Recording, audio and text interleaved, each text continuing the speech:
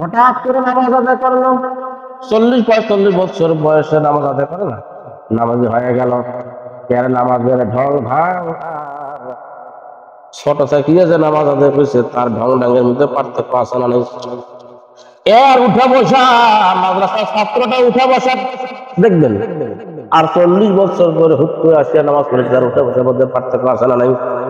ছোট্ট মানুষ যেটা সহজে শিখতে পারবে, তার আকল যদি ক্ষেত্র থেকে যেটা তার আকল যেটা সঞ্চয় করতে পারবে, যে জ্ঞানটা ইলমটা, 40 বছর পরে এই লোকটা পারবে না। কিন্তু কথা গান আপনাকে তুমি বুঝতে করতে 9 মাস দোয়া কোন শিখেছে, 9 বছর বয়সে শেষ দোয়া কোন আঁকা বাঁকা, ওই যে আঁকা বাঁকা আছে না, আল্লাহ নাস্তাইনুকা ওয়া নাস্তাগফিরুকা ওয়া নু'মিনু বিকা ওয়া নাতাওয়াক্কালু আলাইকা ওয়া নাস'আলুকা খায়রা ওয়া নাশকুরুকা ওয়া লা নাকফুরুকা ওয়া নাখালু নাকফুরুকা মা ইয়ারজুরুকা, এই যে আঁকা বাঁকা, তো সেটা আঁকা বাঁকা এটা হয় না, সব হয় দোয়া কোনো হয় না। পড়তে পড়তে দাঁত ভাঙিয়ে বুড়া হয় আর সুখের সাথে পড়ে যায়, তারপর অসুবিধা। এই জন্য প্রথম জ্ঞান দেখে যদি কোরআনের উপরে হয়, সত্যের উপরে হয়, সঠিকের উপরে হয়, বাকি জিন্দেগির উপর প্রভাব পড়িয়া তার মৃত্যুর পূর্বক্ষণ পর্যন্ত ইসলামের উপরে টিকিয়ে থাকে। জোরে জোরে বলেন সুবহানাল্লাহ। এই জন্য এখানে আল্লাহ রাসূল বলেছেন 40 বছর বয়সে যখন মানুষ পৌঁছে যায়, তখন আল্লাহ তাআলা তাকে উম্মাত হওয়া, কুষ্ঠ রোগ হওয়া থেকে তাকে বিরত রাখে। সুবহানাল্লাহ। এগুলো আলেমদের জন্য, মুত্তাকিদের জন্য, যাদেরকে আল্লাহ পছন্দ করেছে, খাঁটি মুসলমানদের জন্য এই সবকটা এখানে দেওয়া হয়েছে। খাঁটি মুসলমান মুত্তাকি যদি হয়, 40 বছর যখন বয়স হয়, তার 2টা রোগ হবে না, কুষ্ঠ রোগ হবে না, উম্মাদ হবে না, পাগলা হবে না, কাগজ কিনলে বেড়াবে না। সুবহানাল্লাহ বলেন না? কয়টা রোগ হবে না? রাসূল বলেছেন। কে বলেছেন? পৃথিবীর সাধারণ মানুষ বলে নাই, রাসূল বলেছেন। 40 বছর যখন বয়স হয়ে যাবে এই লোকটা, তার আমল যদি ভালো থাকে, কুষ্ঠ রোগ হবে না এবং উম্মাদ হবে না, পাগল হবে না। এরপরে বলা হচ্ছে 50 বছর বয়সে যখন সে পৌঁছে যাবে, তখন আল্লাহ তাআলা তার হিসাব হালকা করে দিবে। তার ওই যে অল্প জিন্দেগিতে শুরুতেই যা রেজাল্ট ভালো ছিল, নামাজ কালাম আদায় করে, যুবক বয়সে হজ করলো, যাকাত দিল, যুবক বয়সে রোজা রাখলো, ইবাদত বন্দেগী করেছে, জিহাদের ময়দানে মুজাহিদ হিসেবে পরিচিত ছিল এই যুবকটা, যার কারণে 50 বছর যখন এর বয়স হয়ে যাবে, এর হিসাব হালকা হয়ে যাবে। 60 বছর বয়স যখন তার হবে, সে আল্লাহর দিকে রুজুতে তৌফিক প্রাপ্ত হবে, সে আরো আল্লাহর দিকে ঝুঁকিয়ে পড়বে।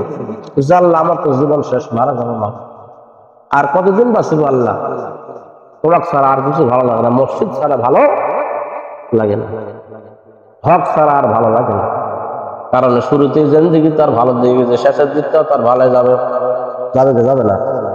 এমন লোক আছে 80 বছর বয়স পার হয়ে গেছে, আল্লাহকে চিনতে পারে নাই, নামাজই পড়ে নাই, আসলে নাই। আর দলিয়া মাত্র পরিষ্কার গোটা গ্রামটা জ্বালায় খাইছে, আছে। কিছুদিন আগেই মারা গেছে আমাদের এলাকায়, নামাজ কালাম জীবনে পড়ে নেই, 90 বছর বয়স পার হয়ে গেল, গোটা গ্রামটা জ্বালা খাইল। আর জামাত শিবিরের বিএনপি সংগ্রালা তো দেখিতেই পারেনি, মারা গেছে কিছুদিন আগে।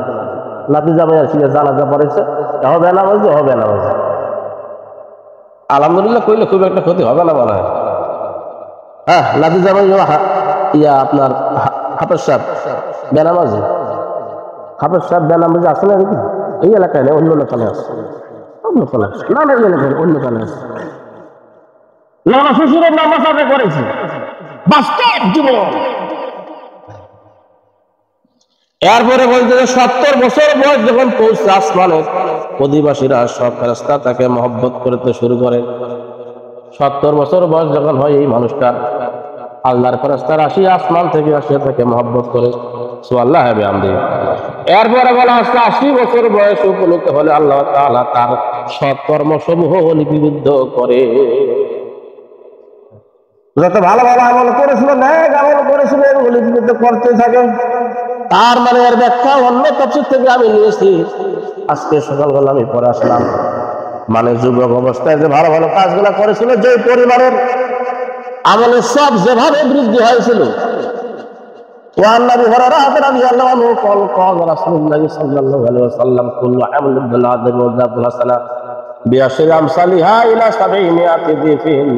প্রত্যেকটি বনি আদমের নেক আমল 10 থেকে শুরু করে 700 গুণ পর্যন্ত বৃদ্ধি করে দিয়া কিয়ামতের দিন বান্দার সামনে হাজির করা হবে। যুবক বয়সে যারা যত্ন সহকারে আমল করেছিল, যাদের মান ভালো ছিল, 700 পর্যন্ত ছিল, 600 ছিল, 700 ছিল, মানদার বেশি ছিল, সে অনুযায়ী ওই বুড়া বয়সটার ওই নামাজের মান লেখা হবে। সোয়াল্লাহ 24 বছর বয়সে যেভাবে যত্ন সহকারে নামাজ আদায় করতে যাই, সওয়াব পরিপূর্ণ পাইছে, 80 বছর বয়স হওয়ার পরও সেই সওয়াবটা তার আমল নামায় লেখা হবে। চারটিখানি কথা নয়, জিনিসটা যত সহজ মনে করেছেন তত সহজ নয়। ইয়াতে তাফসীর আর অনেক কথা ছিল। আল্লাহ সুবহানাহু ওয়া তাআলা আমাদের সকলকে এই পর্যন্ত বোঝার তৌফিক দান করে দিয়া আমাদের ছেলেদেরকে মেয়েদেরকে ইসলামের শিক্ষা শিক্ষিত, সঠিক শিক্ষা শিক্ষিত করার তৌফিক দান করে দিক। আমরা সকলে বলি আমিন।